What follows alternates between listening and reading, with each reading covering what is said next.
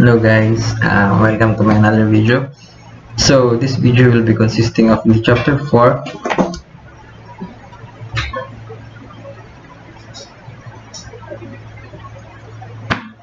network access summary. So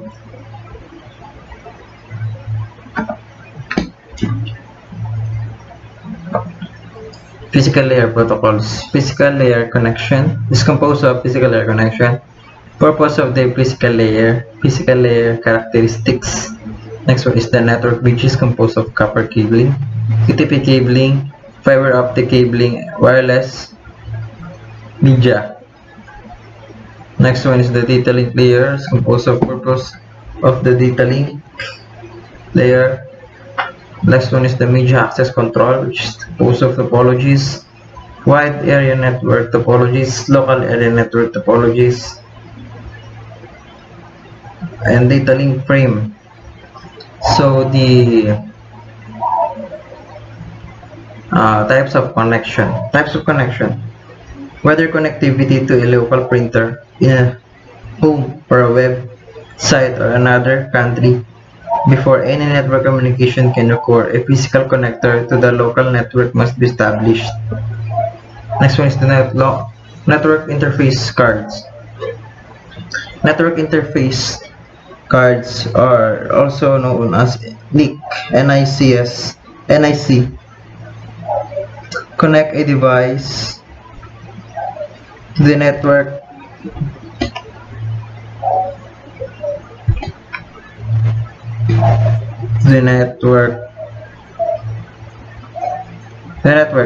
Ethernet NIC are used for wired connection as shown, whereas wireless local area network NICs are used for wireless. An end user device may include one or both types of NICs. A network printer, for example, may only have an Ethernet NIC and therefore must connect to the network using an Ethernet cable. Next one is the physical layer.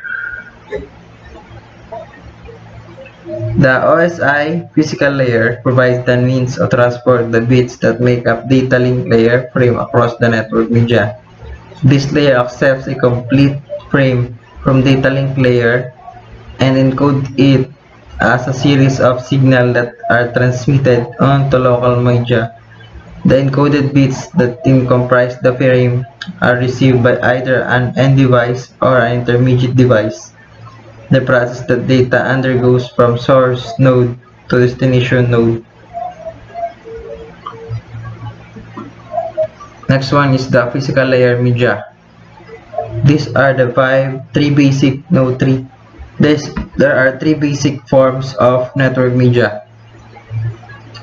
The first one is the physical layer produces the physical layer produces the representation and groupings of bits for each type of media, as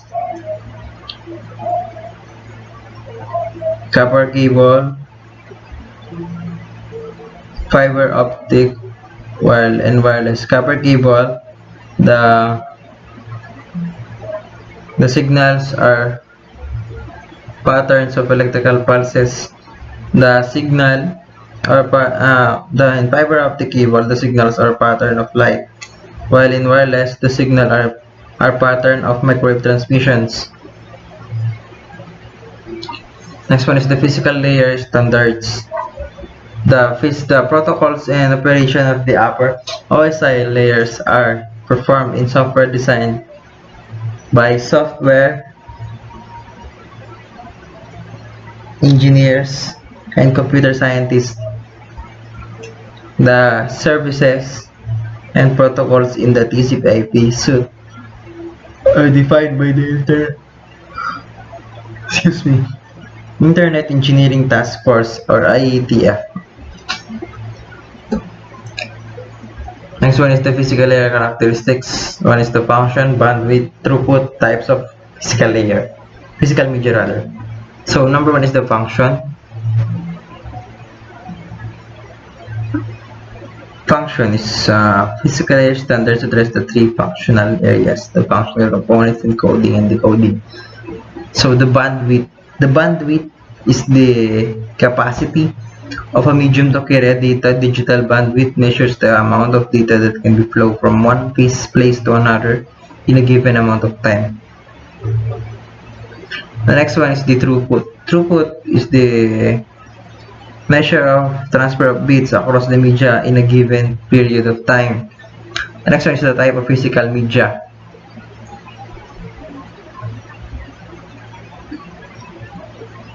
The physical layer produces the representation and groupings of bit as voltage, radio frequencies, or light pulses. Various standards organizations have contributed to the definition of physical, electrical, and magnetic properties of the media available for different data communication. This specification guarantees that cables and connections will function as anticipated with different data link layer implementation. So the next one is the copper cabling. This consists of characteristic of copper cabling, copper media, unshielded twisted pair or UTP, shielded twisted pair, cable, coax cable, and copper media safety.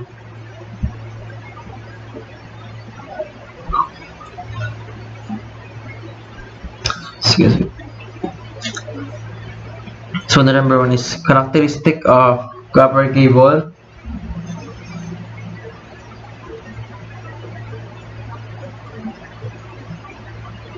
Networks use copper media because it is inexpensive, easy to install, and low resistance to electrical current.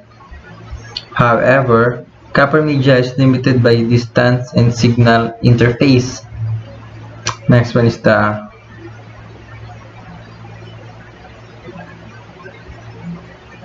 copper media.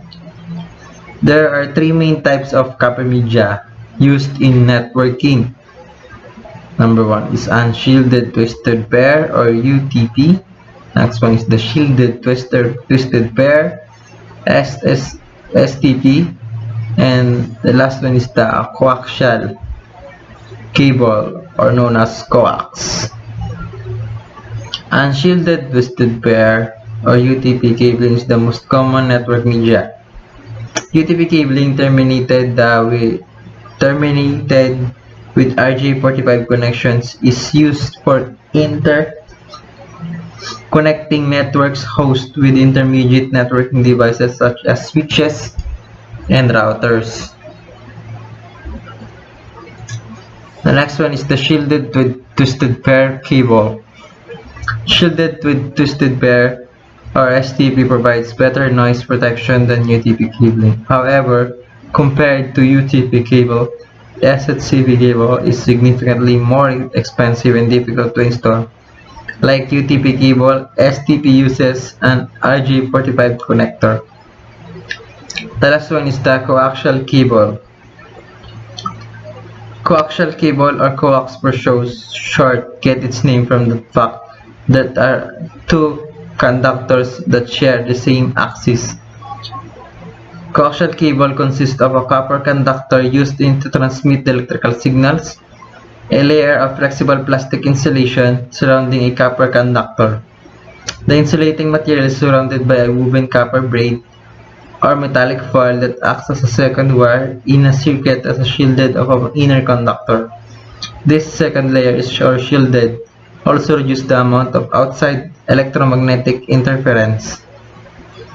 The entire cable is covered with cable jacket to prevent minor physical damage. Copper media safety. All three types of copper media are sustainable to fire and electrical hazard. So, fire hazard exists because the cable insulation and sheets may be flammable or product toxic fumes when heated or burned.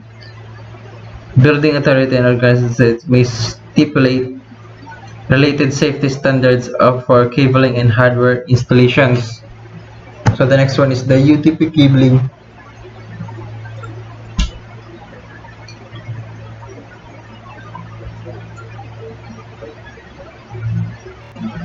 UTP cabling, properties of UTP cabling, UTP cabling standards, UTP connection connectors, types of UTP cable, testing UTP cables.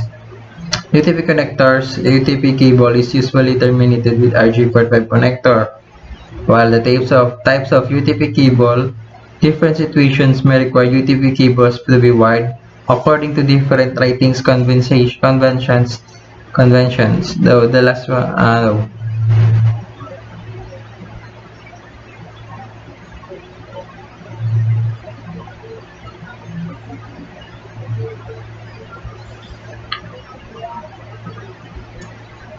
So that's all for chapter 4, and thank you and come on.